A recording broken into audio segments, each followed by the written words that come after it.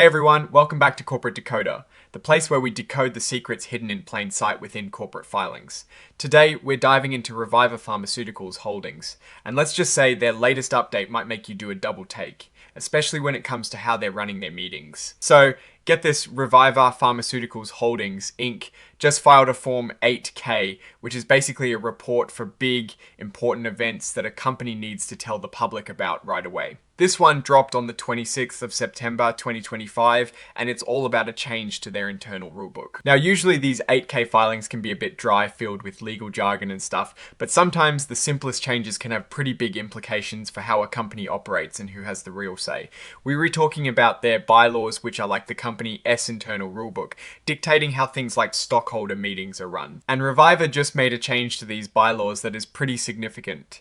Before this, you needed a majority of the voting power of all outstanding shares to show up, either in person or by proxy, to have a valid meeting where business could actually be done. That is a pretty high bar, meaning a lot of people or their representatives needed to be present for anything important to happen. But now, as of the 26th of September 2025, they've lowered that requirement to just 1/3, or about 33.3% of the voting power. Think of it this way: instead of needing over half the shareholders to show up, now they only need about 1/3. This means it is much easier to have a quorum, which is the minimum number of people needed to officially hold a meeting and make decisions. So, what does this actually mean for you as an investor or someone interested in Reviva Pharmaceuticals? Well, it means that a smaller group of shareholders, or even management representing shares, can now make decisions at company meetings. While this can speed things up and make it easier to get things done, it also means that fewer voices need to be heard for significant corporate actions to be approved. It's a trade-off between efficiency and broad shareholder representation. This change is detailed in an amendment to their bylaws filed as Exhibit 3.1. It is important to remember that this is a significant shift in governance. While not always outwardly flashy, these kinds of changes can affect how corporate strategies are implemented and how much power is actually concentrated in the hands of those attending meetings. Reviva Pharmaceuticals Holdings, Inc. has common stock which is traded under the ticker symbol RVPH.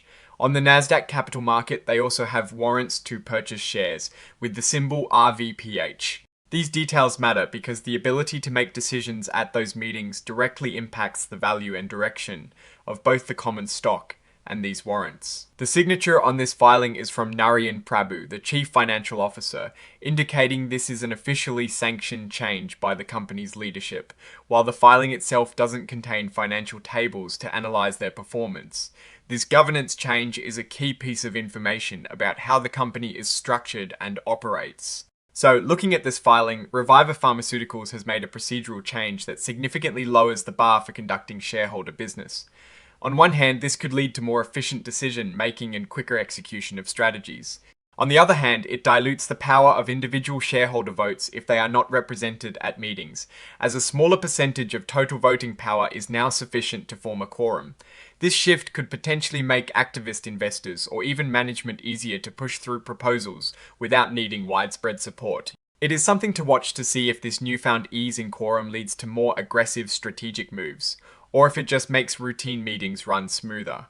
Risks here could include decisions being made without a true consensus of the shareholder base, as the threshold for attendance has been considerably lowered. Opportunities lie in the potential for faster corporate action. Ultimately, this is a move towards greater operational flexibility at the expense of requiring broader shareholder participation for official business. Alright, that is our breakdown of Reviva Pharmaceuticals' latest filing. What is your take on this change to their bylaws and what it signals for the company's future? Drop your thoughts in the comments below. If this analysis was valuable, hitting that like button really helps. And subscribe for more deep dives into corporate secrets. Don't forget to check out our Discord community linked in the description below. Thanks for watching, and we'll see you next time.